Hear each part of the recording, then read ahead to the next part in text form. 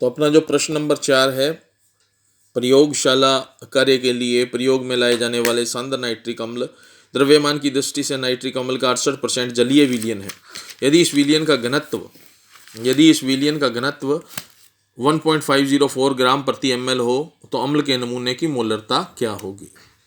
तो प्रश्न में हमें ये देखना होता है कि जब हम प्रश्न हल कर रहे होते हैं तो प्रश्न में हमें दिया क्या है।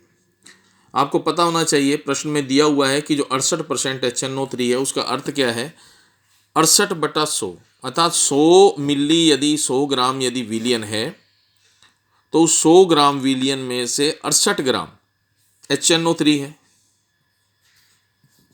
तो मैं ऐसे लिख सकता हूँ 68 ग्राम HNO3 प्रति 100 ग्राम विलयन। यदि हम विलयन 100 ग्राम लेते हैं तो उसमें से 68 ग्राम HNO3 है। दूसरा एक हो गया, हमें दिया है ये, और दूसरा हमें दे रखा है विलयन का घनत्व।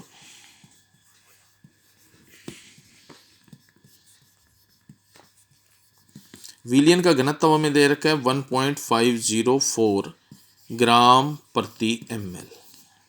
ये हमें दो चीजें दी हुई है। अब प्रश्न क्या है, प्रश्न पूछा है कि मोलरता क्या है।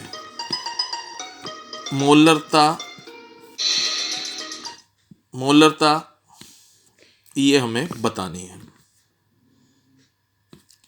दिया है 68 ग्राम विलयन है 100 मिलीग्राम विलयन में, 68 ग्राम HNO3 है, 68 ग्राम HNO3 है 100 ग्राम विलयन में। तो विलयन का घनत्व हमें दिया हुआ है ग्राम प्रति ml में है। आपको ये ध्यान रखना है, इसकी जो मात्रात्मक इनके जो मात्रक हैं वो हमें ध्यान रखने हैं। मोलरता पूछी है तो सबसे पहले आपको पता होना चाहिए मोलरता का सूत्र क्या है। तो मोलरता का सूत्र होता है मोलरता बराबर विलेय के मोल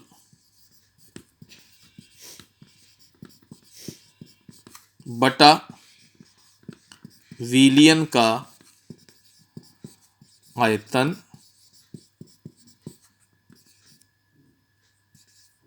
लीटर में। आयतन हमें लीटर में लेना है। अगर लीटर में आयतन नहीं है, अगर आयतन लीटर में नहीं है तब दूसरा सूत्र आप लगा सकते हो, विलेय के मोल गुणा 1000, विलेय के मोल गुणा 1000 बटा विलयन का आयतन। अब आप यहाँ पर विलयन का आयतन मिली में ले सकते हो, मिलीलीटर में।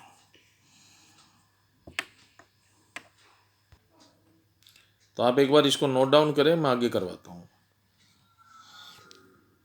उसके बाद में जब हमारे पास में विलेय के मोल आ गए, अगर मैं यहाँ लिखूँ तो हमारे पास में क्या चीज़ है, देखो विलेय HNO3 का द्रव्यमान हमें मिल गया है।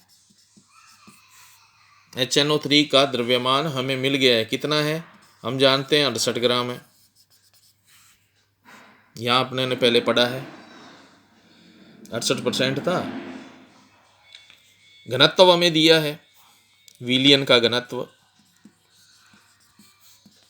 बार बार लिखने की आवश्यकता नहीं है, ये सिर्फ आपको समझाने के लिए है। 1.504 ग्राम प्रति ml। द्रव्यमान हमें पता है विलेय का अणुभार हम निकाल सकते हैं।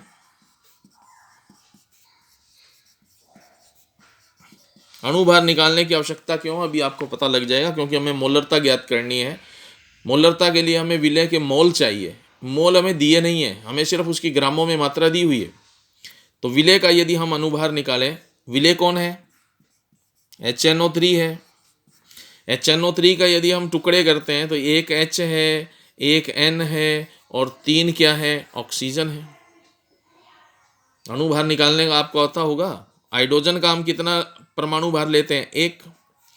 नाइट्रोजन का परमाणु भार हम कितना लेते हैं, 14। और 3 ऑक्सीजन है, 3 ऑक्सीजन के लिए हमारे पास में आ गया 16।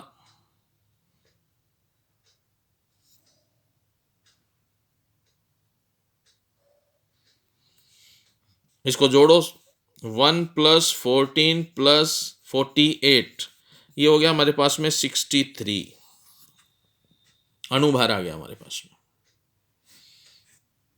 और क्या दे रखा है, विलियन का भार हमें दिया है,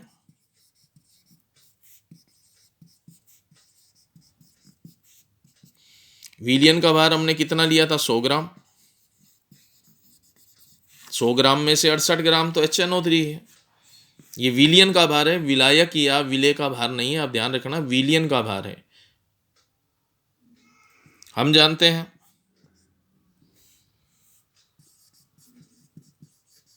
विलियन का आयतन यदि हमें निकालना हो, क्यों निकालना है विलियन का आयतन, क्योंकि यहाँ जब हमने सूत्र लिखा था तो हमें विलेय के मोल भी चाहिए, ठीक है, और विलियन का आयतन भी चाहिए, चाहे ऊपर वाले में देख लो चाहे नीचे वाले में देख लो। तो विलियन का आयतन किसके बराबर होता है, विलियन का आयतन आपको पता होगा भार बटा घनत्व के बराबर होता है। विलियन का भार और विलियन का घनत्व, भार को हम किससे लिखते हैं, m से, घनत्व को हम किससे लिखते हैं, d से। द्रव्यमान कितना है, देखो विलियन का द्रव्यमान, विलियन का भार 100 ग्राम हमने लिया था,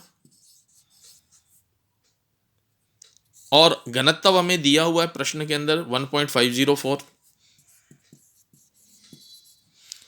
ये हमारा आयतन आएगा मिली में, क्योंकि ऊपर ग्राम है नीचे ग्राम प्रति ml है, ग्राम से ग्राम कट जाएगा और ml रह जाएगा, तो ये हमारे पास में आ जाएगा। इसको ऐसे ही पड़ा रहने दें। जब हम मोलरता निकालते हैं, देखो मोलरता m किसके बराबर होती है, मोलरता को m से लिखते हैं, मोलरता को m से लिखते हैं। तो मोलरता किसके बराबर होती है, विलेय के मोल। विलेय के मोल कैसे निकालते हैं, तो विलेय के मोल यहाँ देख लो, मैं यहाँ कोने में लिख रहा हूँ, विलेय के मोल। विलेय का मोल यदि हमने निकालना हो तो उसका भार लेते हैं, और भार के बाद उसका हम अणुभार से उसको भाग दे देते हैं, भार बटा अणुभार। नीचे लिख रहा हूँ दोबारा से, ऊपर शायद लिखा नहीं गया है साफ, दोबारा से लिख रहा हूँ, आपने 2 बार नहीं लिखना है, सिर्फ आपको समझाने के लिए यहाँ बता रहा हूँ, भार बटा अणुभार। जो विलेय घुला हुआ है उस विलेय का भार या द्रव्यमान, भार या द्रव्यमान एक ही बात है, यहाँ भार की बजाय द्रव्यमान लिख लें, कहीं पजल हो गए, द्रव्यमान बटा अणुभार, इसे हम विलेय के मोल ज्ञात कर सकते हैं। तो मोलरता हमें पता होना चाहिए, मोलरता किसके बराबर होती है, मोलरता होती है द्रव्यमान, द्रव्यमान किसका, द्रव्यमान किसका, मोलरता किसके बराबर होगी, द्रव्यमान किसका, विलेय का, बटा उसका अणुभार। ये तो बन गए मोल, ये मोल आ गए हमारे पास में, विलेय के मोल। क्योंकि विलियन का आयतन यहाँ देखोगे हमने मिली में लिया है, तो इसको यहाँ से ऊपर 1000 लगाना पड़ेगा, ये हमारे मोल आ गए, ये मोल आ गया, द्रव्यमान बटा अणुभार। नीचे हमारे पास में क्या होता है, विलियन का आयतन किस में हम लेते हैं, मिली में, ml में लेंगे, ml है ये, मिली, ठीक है।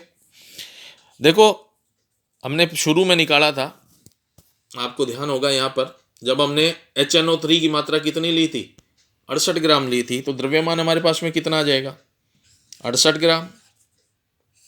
अणुभार हमने निकाला था 63, क्योंकि हम आयतन, विलियन का आयतन मिली में ले रहे हैं तो ऊपर 1000 लिखना पड़ेगा, और विलियन का जो आयतन हमने लिया है वो कितना लिया है, देखो 100 बटा 1.504, नीचे वाली रकम आपको पता है ऊपर चली जाती है, तो इसको मैं ऐसे लिख सकता हूँ, 68 × 1000 गुणा 1.504 डिवाइडेड बाय 63 इंटू 100।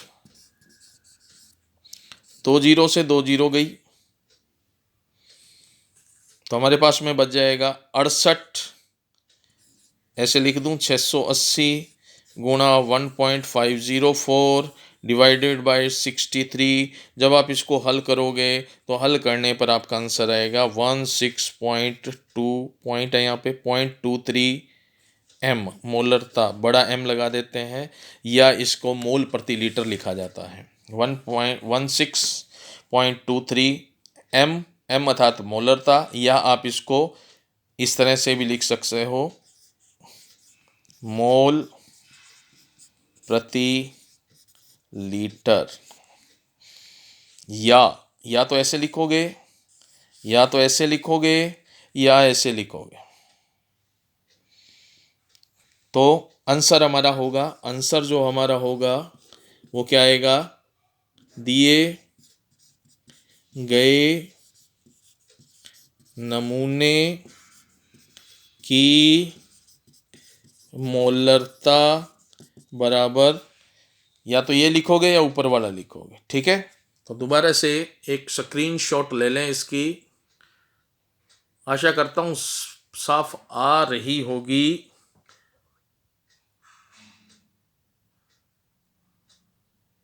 ओके।